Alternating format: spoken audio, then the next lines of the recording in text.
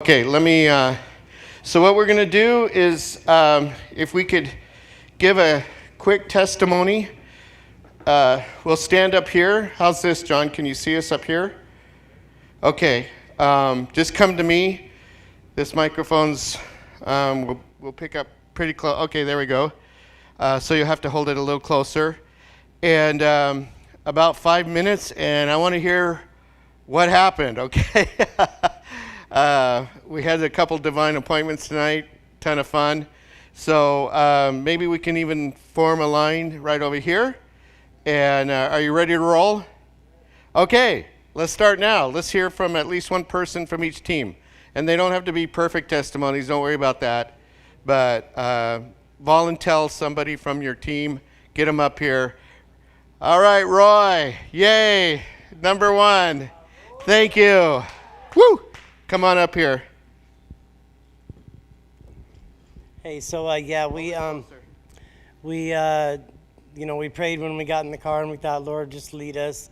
And as Brother David was praying, I just had this vision of tents and stuff, and so I brought that up to him, and he said, well, do you know where you are? And I said, well, yeah, right down here, right off Portland by the gas station. There's a settlement in there because my brother works down there at a building materials place.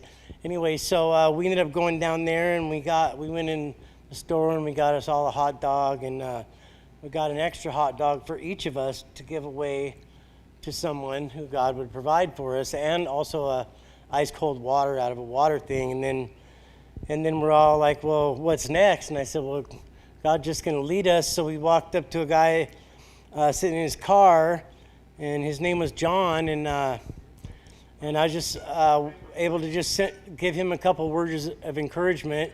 And then as Nolan and I were standing there talking to him, we noticed he had a cross of a tattoo right here, a tattoo of a cross, and one on his hand. And he seemed to receive it, but he was also involved in his conversation on his cell phone. So we just let that be, and we walked over, and we saw a person, kind of one of the peers in the encampment, kind of cleaning up their area. And I said, no, that's a person who cares about what's going on. Let's see if we can go over there and talk to them. And so we're all walking over, and as we do, this guy backs up in front of us, and his name was Mike. And he says, what are you guys up to?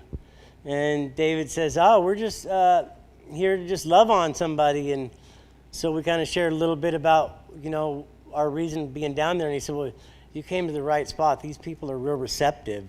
And for some reason, the Lord has actually given me a real heart for people that are on that level out there, because I have been there, and I've done some outreach in the past, a lot in Olympia, which is also a city that struggles with younger people in lives of depravity because they just don't know the truth, Anyway, so this guy Mike, after talking with him for a few minutes, he says, come on, I'll introduce you. So I look at David, and I'm going, well, this is awesome. Yeah. So we go over to these, he goes, and this guy here is kind of like the camp kick. He's the one who keeps order around here.